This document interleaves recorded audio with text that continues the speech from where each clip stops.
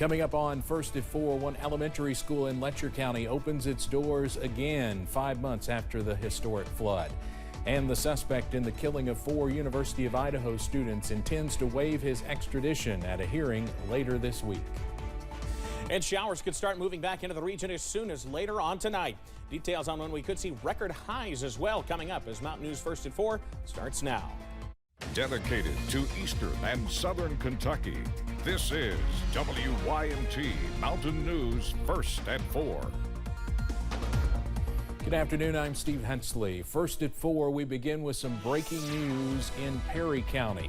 There's been an officer-involved shooting, and police say one person is dead. Kentucky State Police are on the scene. This happened on Krypton Lick Branch Road shortly after 11 o'clock this morning. Again, one person dead after an officer-involved shooting in Perry County. We will update you as we get more information on our website, WYMT.com, and we hope to have more tonight at 6. 5 months following the flood that ravaged several eastern Kentucky communities, one Letcher County elementary school has opened its doors once again. Students, faculty, and staff at Martha Jane Potter Elementary School returned home today after spending the beginning of the school year at Fleming Neon Middle School. The effects of July's flood can still be seen through certain parts of the building, but staff say this is a safe, sanitary, and welcoming environment for everyone. Many of our kids and families are still living in temporary housing and with other family members. So to give them back their school, it's an amazing feeling and it's a need. We needed to do that for them. Letcher County School Superintendent Denise Yantz adds that it's a blessing for Martha Jane Potter Elementary students to be back at home. She estimates that Whitesburg Middle School should be reopening in the upcoming weeks. Kate's Food Tent in Hindman has been serving warm meals to people since the late July flooding, ensuring Knott County community members have food and other needs met.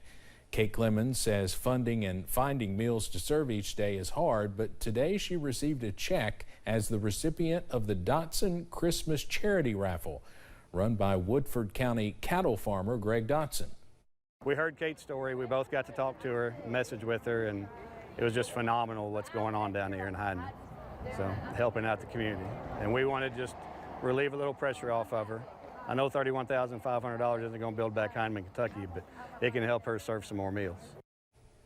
Dotson visited Kate's Food Tent today and delivered the check to her before she began handing out food for the day.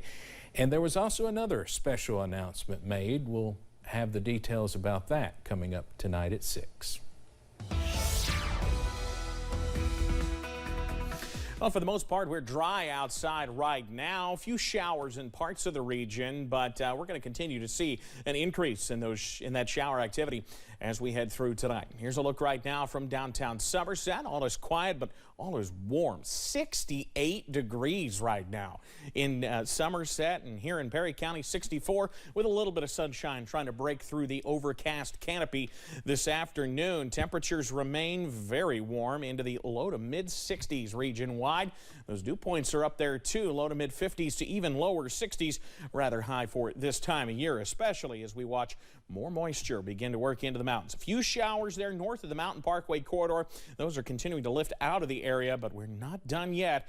Coming up in a few minutes, I'll have the latest on those showers increasing with rain that could be heavy at times tomorrow and even the potential for a few strong storms in parts of the region. That breakdown in a few minutes. Steve? All right, Evan, thank you. Word this afternoon that Fred White, who was the former drummer for the legendary band Earth, Wind and Fire, has died. White's brother shared the news on social media but did not reveal when he died or the cause. The band has hit songs such as Let's Groove, Shining Star, and of course, September. White left the band in the mid-1980s but returned for their Rock and Roll Hall of Fame induction in 2000. He was 67 years old. The suspect in the killing of 4 University of Idaho students plans to waive his extradition at a hearing this week in his home state of Pennsylvania, which may expedite his return to Idaho. Isabel Rosales has what the suspect's attorney is saying, plus what someone who knew the suspect is saying about his behavior around the time of the killings. Nearly 7 weeks since the stabbing deaths of 4 young students rocked their college community in Idaho, the suspect, 28-year-old Bryan Kohberger, is facing 4 counts of first-degree murder. It was just like totally jarring, totally shocking to realize that this person that had been, kind of grading my papers was, allegedly this like horrible murderer. The suspect's behavior seemed to take a turnaround during the time of the murders. That's according to an undergraduate student at Washington State University, where Kohberger was a PhD student.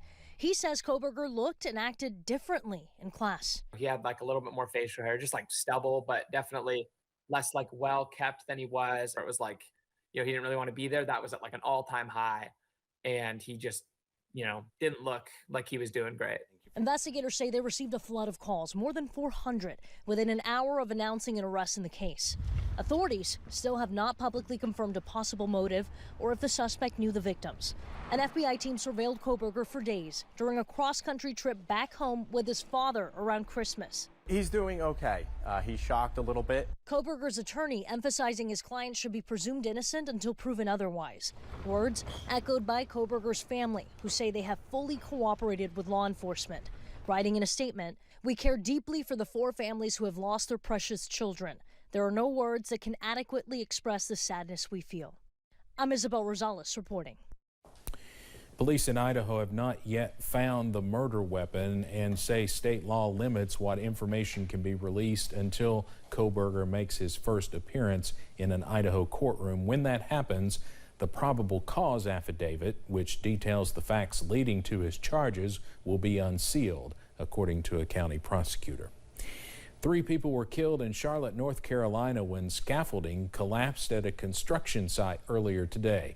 It's not yet known what led to the accident. The city's fire department is securing the area. 2 other people were taken to the hospital with minor injuries. We're learning new details involving the man suspected of attacking 3 police officers in New York City with a machete. The incident happened Saturday near Times Square outside the security zone set up for the New Year's Eve celebrations. Police have identified the suspect as 19-year-old Trevor Bickford of Maine. Authorities searched his home yesterday looking for possible evidence. Neighbors say Bickford graduated from high school last year. They say he has 2 brothers and all of them were wrestlers. The neighbors say the Bickfords kept to themselves and are a kind family. We'll have more about this coming up in our next half hour. Public viewing for the late Pope Emeritus Benedict XVI is now underway. Onlookers visited the Vatican, where the former Pope will lie in state for 3 days. Those who visit will be able to pay their respects in person from today through Wednesday. The funeral, which will be led by Pope Francis, is scheduled for Thursday morning. Earlier today, the coffin of Brazilian soccer great Pelé was carried into a stadium in Santos, Brazil, where he will lie in state. The 3-time World Cup champion's coffin left Albert Einstein Hospital in Sao Paulo and was taken to the stadium where he played some of the best matches of his career for the Santos Soccer Club.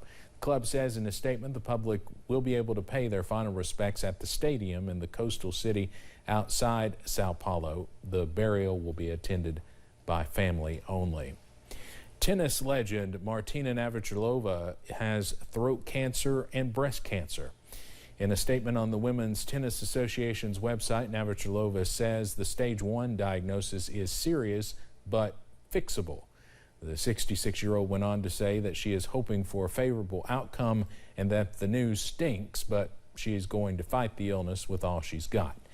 Her agent says Navratilova will start treatment this month. She won 59 Grand Slam titles in her career across singles, doubles, and mixed doubles. Navratilova has battled breast cancer once before, back in 2010. Coming up on First at 4, many folks in California have been ordered to evacuate after a New Year's storm brought deadly flooding. Plus, warm air this time of year usually means we've got some rainy weather on the way. Details on the showers moving back in coming up after this.